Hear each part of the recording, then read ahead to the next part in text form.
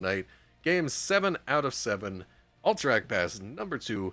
And just like I've talked about before, we watched Talking Trees, my former Scythe Esports teammate. We watched Nintori, my former Scythe Esports teammate. And now, last game, we're going to watch ZaneHyde, main tank player for Scythe Esports, showing what he's got here in game number 7.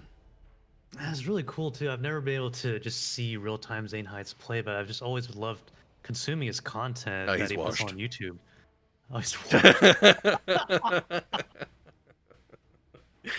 but exciting matches going on all around. So yeah, I've been wanting to ask ZaneHyde like what audio equipment he uses. He just sounds so crisp in those videos that he's been posting on YouTube, man.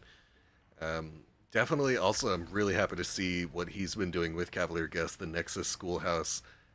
Just putting out that very easily digestible, consistent, high-quality content. That's what you need to succeed as a content creator, as an educator, to make the player base better, to bring your own success. I wish nothing but the best for Zane and Cavalier Guest, and I think they're on a great track for success. So as Hogger and TLV gets banned, I'm going to ask that stupid question. What is Nexus Schoolhouse, sir? Nexus Schoolhouse, that is a fantastic question because I did not explain that. That is a perfect question to ask. Nexus Schoolhouse is a channel, a YouTube channel and Patreon channel created by Cavalier Guest, who is the coach for Oxygen Esports and was the coach for University of Houston, my collegiate team. He was the coach for Scythe Esports, which was the Crucible winning team that Talking Trees, ZaneHyde, and Nintori played on. And he coached Minion Genocide and EU Open Division team back in the day. Consistently has experience coaching teams effectively. Cavalier Guest, and like I said, coach of Oxygen Esports in the most previous season of CCL. And ZaneHyde was the tank player for Scythe Esports. And the two of them together have banded together to create an educational HOTS content channel called the Nexus Schoolhouse. They just post on Reddit, Patreon, YouTube, Discord. It's a very good community. Highly recommend. Yeah, that's so cool. Well, as you guys have seen, we have a Maya ban and Uther ban from both sides, and Fancy Pants picking the Sonya. But you know, it just brings a tear to my eye because I remember when, you know, of course Blizzard put the hammer down, and mainly the main form of content was like, I believe, fan on the Twitch channel. But just seeing like this evolution of content, educational content, to not only like give some entertainment for the viewers and the players, but to just educate people, because I know that one of the complaints was there's a lot of not misinformation, but there's just not a lot of good tutorials for new players wanting to come in from like League of Legends call. So man, like I'm gonna give them a follow. So thanks ZaneHyde, and thanks was it Cavalier Guest, right, for doing Cavalier Guest, indeed. Real cool guys. Their educational content's not as good as mine, you know, but like it's alright, I guess. Anyway, going into game number 7, let's talk about what's actually in front of us on the screen here. We have, let's see, what was my pick list? We had Hogger, Sonya, Falstad, Medivh, Uther. Yeah, a lot of that's coming out right here. Maiev notably banned out. And Vikings, I gotta say, ZaneHyde probably had some influence on that. ZaneHyde always recommending the Vikings ban on any big map. You play Towers of Doom, you play Alterac past them, he will beg you to take those away, so that is no surprise there. But I gotta say, this opening of Sonya, Falstad, Brightwing, that's just a strong opener. I think that has consistently performed well, those heroes today. Cassia, I think, is a little bit more of a coordinated niche pick than the other ones, despite what some may think. And Lucio, I think, has a high burden of execution on the individual player. I'm really liking where the left side draft is going at this moment. Yeah, and Mephisto getting drafted by DashBlue. I don't believe I've seen a Mephisto yet, but it's, again, you're talking about how the Lightning Nova is more sustained, but the Q build got a buff and it's more bursty. So be interested to see like how the Mephisto can do against Brightwing's healing as well as the spell shield here. Yeah, Mephisto, we talked about it earlier, like you said, it's a very interesting character, very team fight centric, because all he really does is hurt other heroes. But that's really fun to watch, especially big Durances. However, Durance of Hatred is also very counterable by Brightwing. Durance of Hatred is an AoE root, Brightwing's trait is an AoE cleanse. So, it depends on how much Gunnar is on top of his stuff, but he very realistically could end up countering that. And we see a Ragnaros coming out from Zeenarus. To me, that makes perfect sense. this red side is a little bit lacking in the macro game. Shoring that up with one of the strongest wave clear heroes in the game and anti-siege heroes in the game, it just makes perfect sense. Yeah, I mean, like I said, there's only one null camp, and even though Sonya can clear pretty fast, I feel like in terms of the red side, they're gonna be losing, say, mid pressure like early on in the game. But in terms of their team fight, they're gonna scale up pretty quickly, especially with the Cassia and the Mephisto. Yep, I cannot wait to see the late game, and if you want to get to the late game, Ragnaros is one of the best heroes for doing that. He just makes it really hard to end early. And if you're getting steamrolled with Rag early, you're really messing up. So now here, though, I still think that this left side team is very strong. I literally think it's just like Anub'arak, Sonya go in on a target, and that target dies. You have Leap, you have Slam, you have Tychus's shredding % damage, you have so much CC on one target, you have Falstad dropping the lightning rod on that target.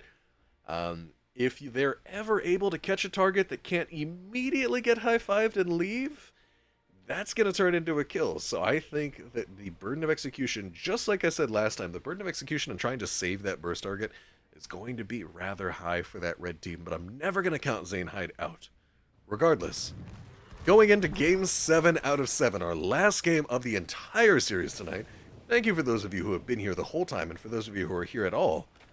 In our final game of the day, we have Breakwood on the Cassia, ZaneHyde, my former teammate, on May, Zeenarus on Ragnaros, CraftyTrent on Lucio, and DashBlue playing the Mephisto.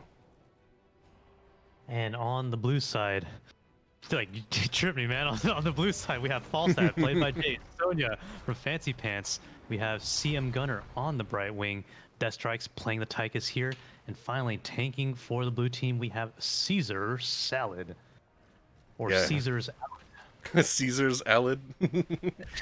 I try to keep SexyExy on his toes, you know? Like, I've been doing blue the entire time, so I do red one time just to mess with him. Blue side here getting a little bit of damage out on the turret right away. Every little bit counts after all. And now red side. Oh wait, blue side also actually taking out healing. Oh, a sneaky false dad. Yeah, man. Gosh. The fraud father once again saying, oh, you want to cycle down to bot lane? Well, okay. Say goodbye to your healing fountain then.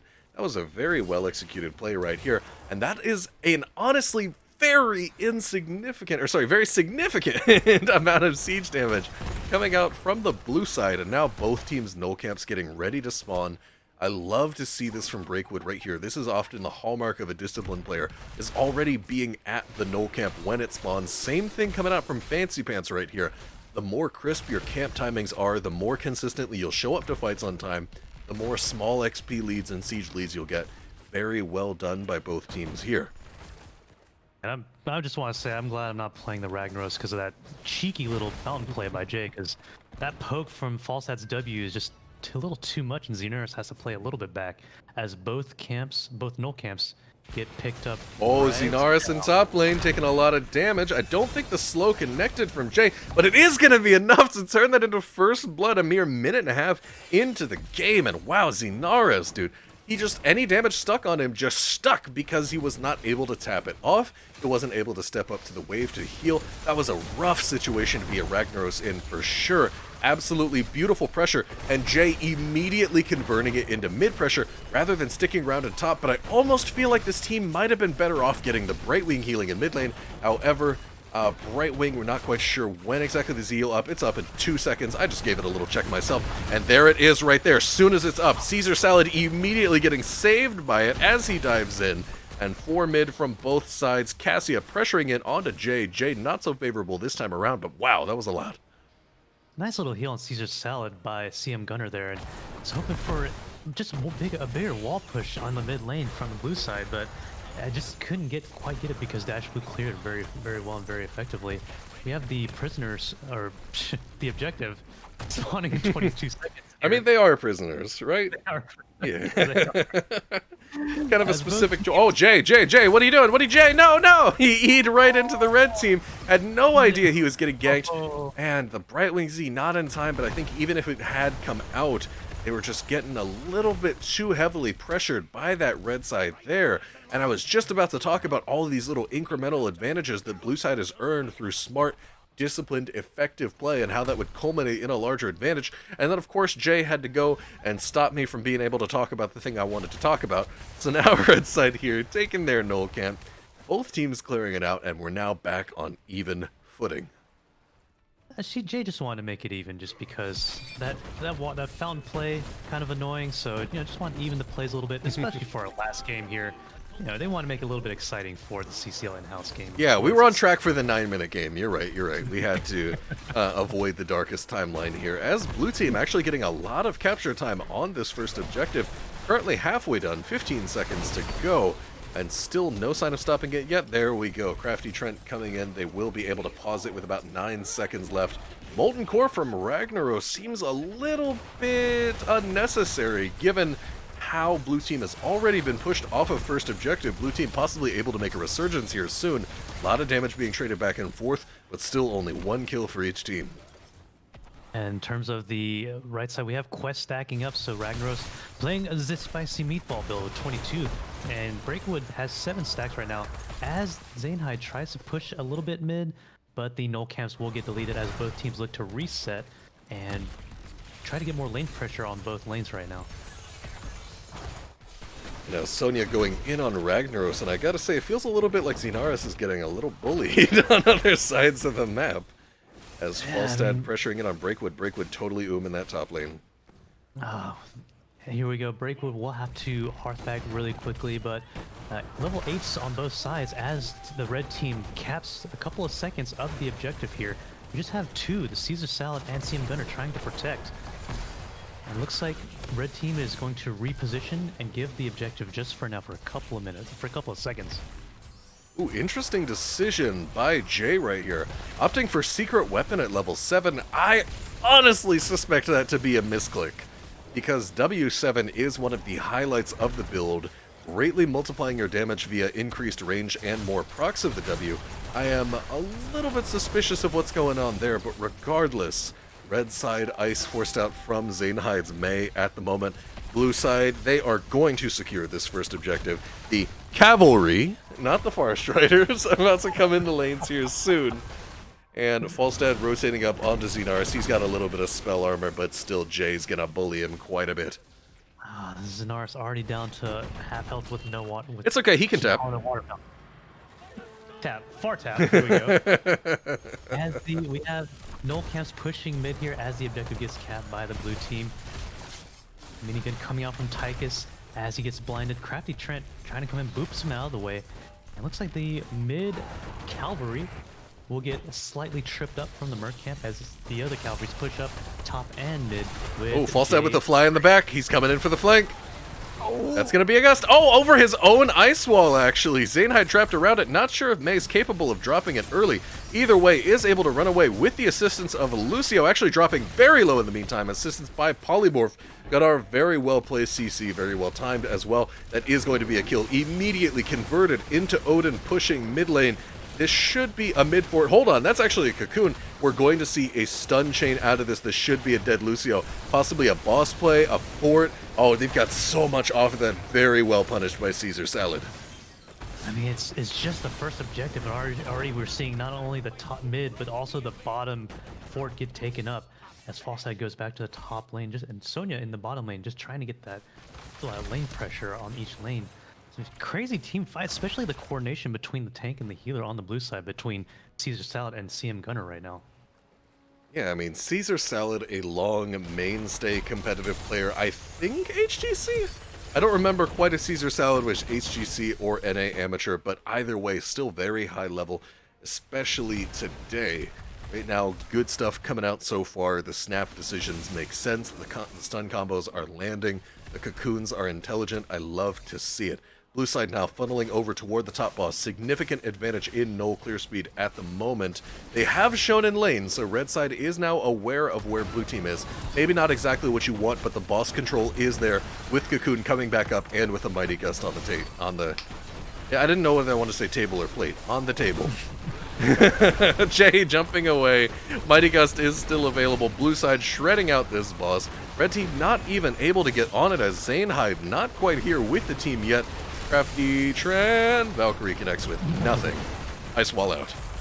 Yeah, I want to give props to CMGunnar there. Was able to just delay the Mei from ZaneHyde just from going up to help the team defend the boss. So once CMGunnar was able to delay the Mei, Boop just like Z's into the enemy team 5v4 automatically gets the boss. So nice delay there. As we have the boss pushing on the top, they will get this top fort. As Falstad looks to double soak not only mid but bot too.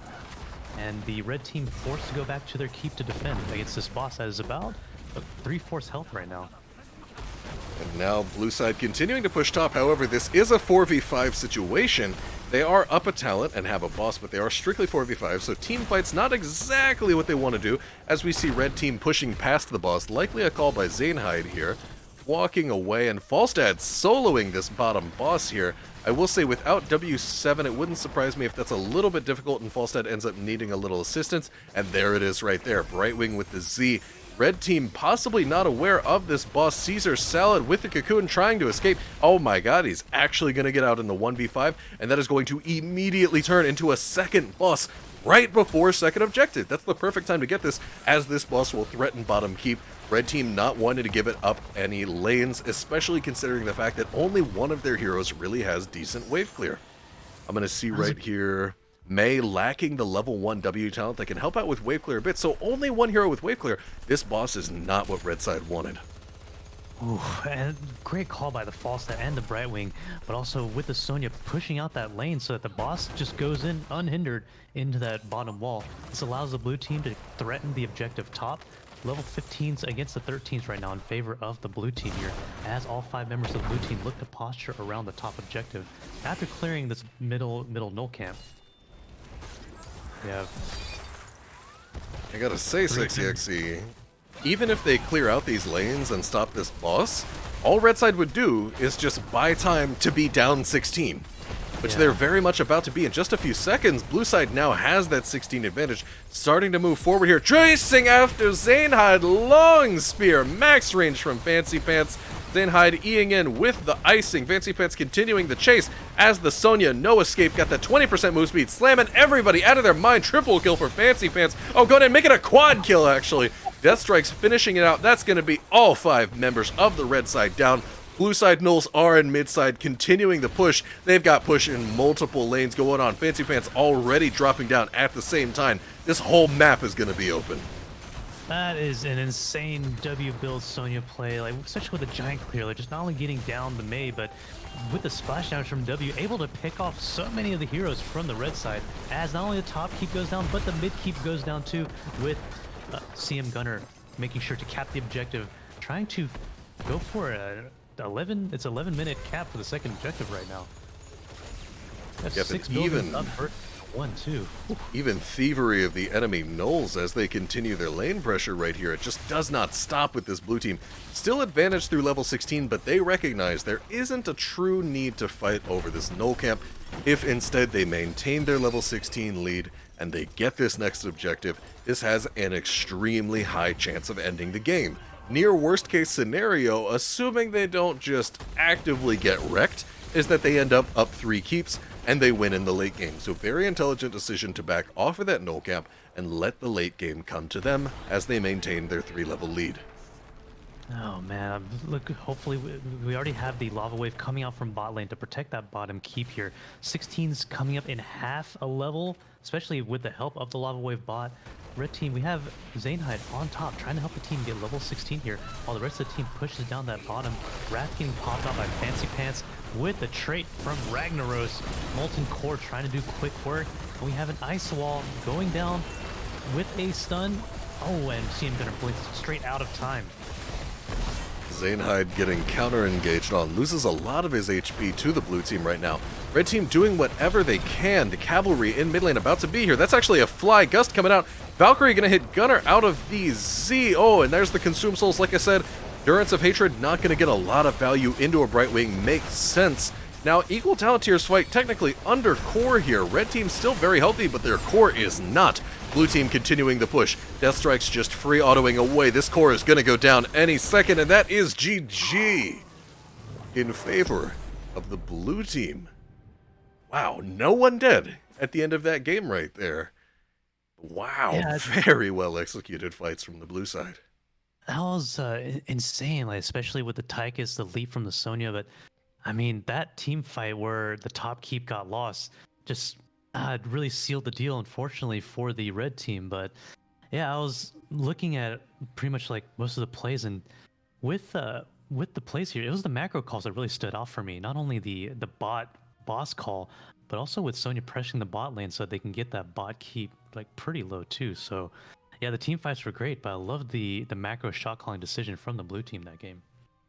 Absolutely, and I gotta say, this double stun combo burst of Sonya Anub'arak, I believe is 2-0 here tonight. Very well executed, especially as a specific response to teams with Cassia. Because like I mentioned before, Cassia has that as a very unique problem. So, very well done, very well drafted, and very well executed with only a single death on the side of the blue team. You love to see it, and that is great work. Yeah, great playing and just a fun day of in-houses like all around. Like I loved watching, I loved like helping Cassie with you and geez, like go really hoping for more in-houses in the future too. Just so these players can get more seen by the scouts and we can see some we can see like if any of these how many of these players will be not only drafted to the new ONYX team but also to the empty slots as in the other CCL current teams too. For sure, for sure. Alright, man. Well, it has been a fun 7 games. Someone asked me in the chat, am I going to cast the last off stream? No, it's been 7 games. I am tired and Give the man a hungry. break. Yeah, no, I definitely want to go ahead and give my voice a break, get some water, walk my dogs, take it easy for tonight, alright? So, I thank you all for your presence here. You all have been fantastic. I'm going to look for a place to send y'all. It looks like I'm going to send y'all over to my good friend role players. All right?